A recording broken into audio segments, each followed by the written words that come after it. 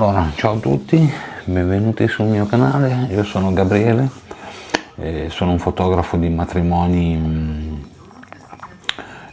di Milano. Mi occupo prevalentemente di matrimoni e cerimonie, eventi in generale, e oggi vorrei raccontarvi il mio passaggio da Nikon Reflex a Nikon Mirrorless con Nikon Z6 II. Ormai la conosciamo tutti, molti canali comunque ne hanno parlato in lungo e in largo, quindi non ci sono più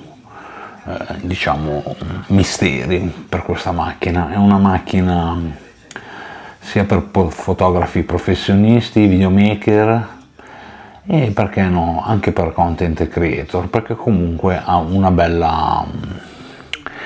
range di azione. Secondo me è una buona macchina, compatta e leggera, molto leggera, resistente, corpo solito in manganese, ma queste sono tutte specifiche che andate a trovare tutto. Io vi volevo raccontare la mia esperienza dopo 9 mesi di utilizzo sul campo, per raccontarvi veramente cosa penso di questa macchina robusta, resistente, materiali sempre di alta qualità, dalle gomme a tutto il resto, veramente tropicalizzata, che non guasta mai. Se vi trovate a fotografare un evento sotto l'acqua, che magari c'è qualche goccia d'acqua o comunque piove, siete sicuri che comunque l'acqua non rovinerà la vostra macchina. Ergonomia e impugnatura sempre solita di Nikon, penso che sia una delle migliori. Magari per il mio livello, io vengo da D800, quindi il corpo era un po' più massiccio, un po' più grosso, l'impugnatura mi teneva dentro anche il Minio. Comunque si può ovviare a questo problema prendendo il battery grip. Anche la disposizione dei tasti, rispecchia sempre lo stile Nikon, non cambia niente, tutto al suo posto, velocità, diaframma, ISO, tutti molto vicini. Il monitor, come si può vedere, io magari durante l'azione o magari all'aperto, se sto fotografando un matrimonio, un evento, preferisco sempre usare l'ottica, tramite il mirino, l'ottica non è più un'ottica ma un mirino, chiamiamolo così, tramite il mirino, perché comunque mi evita i riflessi della luce. Stare a fotografare così va bene se sei in un posto magari al chiuso o all'interno o all'ombra, dove non hai nessun genere di problema, ma se tu stai scattando all'esterno di una chiesa dove c'è il sole battente e tutto, è molto difficile avere tutti i dati sotto controllo in una situazione del genere. Quindi preferisco sempre utilizzare il mirino. So che non sono state create per scattare in questa maniera, ma comunque io preferisco avere tutti i dati sotto controllo attraverso il mirino, che comunque è un mirino veramente eccezionale. Apriamo un attimo il sensore, vabbè, lo conoscete, è un sensore da 24,5 megapixel, un doppio X-Speed 6, che ne hanno aggiunto uno per velocizzare, per fluidificare tutto il processo. 14 frame per secondo in raffica continua. Io uso una CF Express Tape B e spacca. Io uso ProGrade da 512 a 3400 mega al secondo, e devo dire che faccio delle belle, nei momenti in cui mi serve riesco a fare delle belle raffiche anche in continuo. Non ho mai avuto problemi di surriscaldamento o di stop. Soffre sotto questo aspetto un pochino di blackout, c'è un filino di blackout, quindi bisogna stare un po' attenti, però non è niente male. La cosa veramente che ha fatto il salto di qualità, almeno per la mia esperienza, è l'autofocus, che è stato veramente migliorato. Io ripeto, vengo da D800, che era una macchina un po' più, diciamo, da cavalletto. È vero, un altro tipo di sensore, 37 megapixel, 36,8, qualcosa del genere, però il focus era veramente una piaga, è stata una piaga di quella macchina, perché è una macchina, probabilmente mio l'errore di acquistarla ai tempi che furono, perché secondo me è una macchina prevalentemente da still life, da foto still life, perché è una macchina da cavalletto, perché l'autofocus non è reattivo, c'è solo 5 frame per secondo, c'è un buffer limitato, mentre questo ha un buffer di 130 fotografie di continuo, ma poi con una CF veramente talmente veloce che il buffer si ricarica in un attimo, potreste scattare in continuo. E comunque tante bellissime fotografie che ho scattato alla fine sono andate nel cestino con la D800, perché mancava giusto quel fuoco nel punto giusto e rovinava, rendeva la foto improponibile.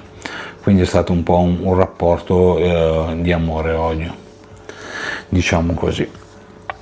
Mentre per altri tipi di fotografie still life o del gioiello, di ritratto, in fotostatica era veramente tanta roba veramente.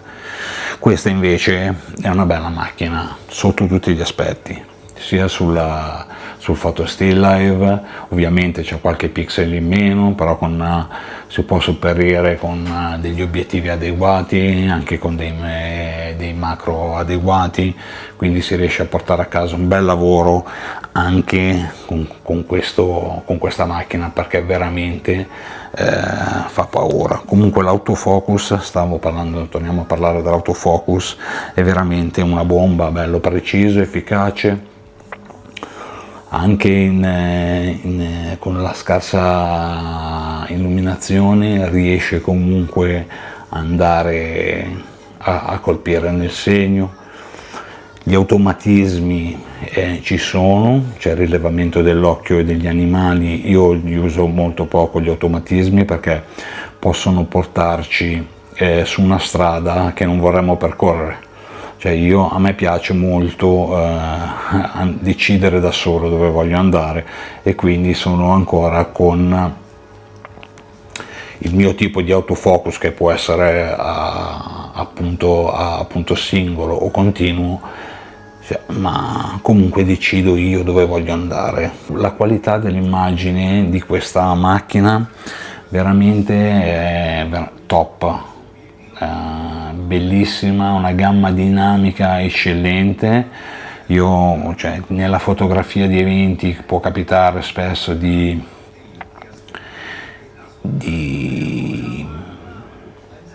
sbagliare delle foto a volte, magari anche quando si lavora in apertura, o magari quando si fa dentro o fuori, si passa dall'interno all'esterno, tipo in maniera rapida, ok, tipo magari penso un esempio, un'entrata della sposa nella chiesa, perché no anche un'uscita. In quelle frazioni di secondo può essere utile usare degli automatismi ancora, tipo lavorare in priorità diaframma, però è sempre abbastanza pericoloso quando entri e quando esci, perché i tempi vanno sempre tenuti sotto controllo, perché sennò si rischia di fare un disastro.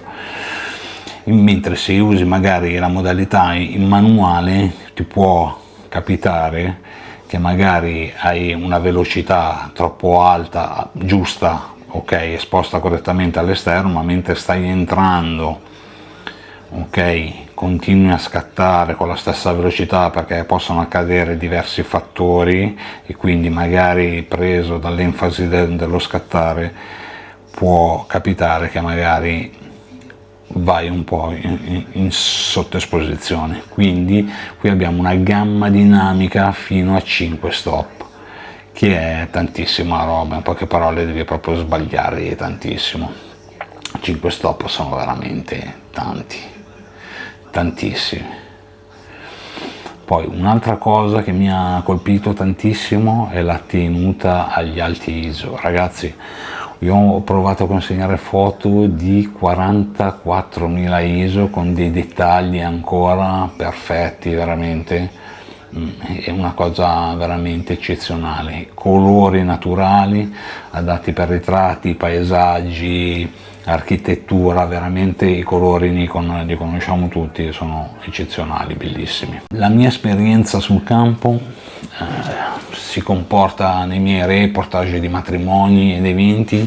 Veramente questa macchina mi ha stupito, la uso da 9 mesi e è veramente diventato il mio corpo macchina principale, perché è veramente un qualcosa di compatto, leggero, che c'è nella fotografia d'evento. Magari ti può capitare di stare 8, 10, 12 ore in piedi con la macchina in tracolla. Io poi uso 2 corpi macchina perché prevalentemente uso solo ottiche fisse, quindi ho 2 corpi macchina con una tracolla doppia ovviamente.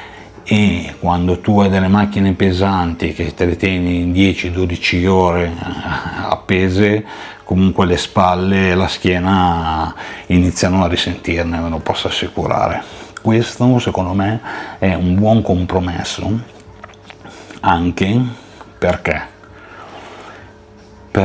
con la gestione magari di una macchina 45-37 megapixel andate anche a creare degli archivi abbastanza importanti e onerosi comunque da mantenere. Voi fate il conto che se fate 10, 15, 20 matrimoni a stagione, fatevi 4 conti. Tempi di accensione, reattività generale veramente bella reattiva, le batterie durano se si settano bene le impostazioni dei monitor. Uso la priorità 1, ok, che uso, si accende il mirino quando lo metto e poi se mi serve apro lo sportello e si accende il monitor quando lo andiamo a sollevare in priorità 1, così è normale. Si schiaccia il tasto laterale in priorità, ok, 1, rimane spento, quando avvicini l'occhio va solo l'ottica, ma quando vai a alzare il monitor lui si accende.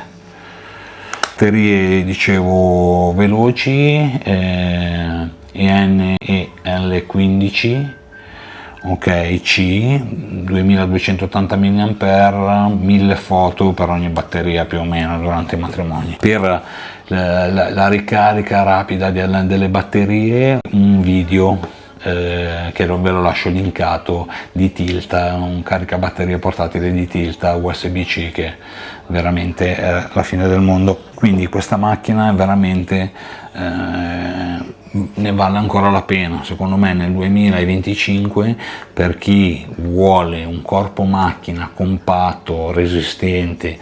Comunque c'è anche il reparto video che è 4K fino a 60, il crop con N-Log, però ci vuole un buon registratore esterno, se no fate il 4K a 30 frame per secondo, tutto interno a 8 bit, e se dovete fare qualche video veloce, secondo me per chi vuole un corpo macchina ibrido compatto così sotto i 2500 euro, questa è veramente una bella macchina, e la consiglio veramente sia per i professionisti che si occupano di eventi in generale, sia anche per l'amatore che vuole qualcosina in più senza andare veramente sopra le ammiraglie tipo Z9, Z8, che sì, hanno caratteristiche superiori riguardo all'autofocus e tutto, ma anche a livello di money sono tanta roba anche quella in più. Se siete interessati ad acquistarla, se avete domande, qualcosa che volete chiarire, potete scrivermi i messaggi, potete mandarmi una mail, veramente sarò felice di darvi una risposta alle vostre domande.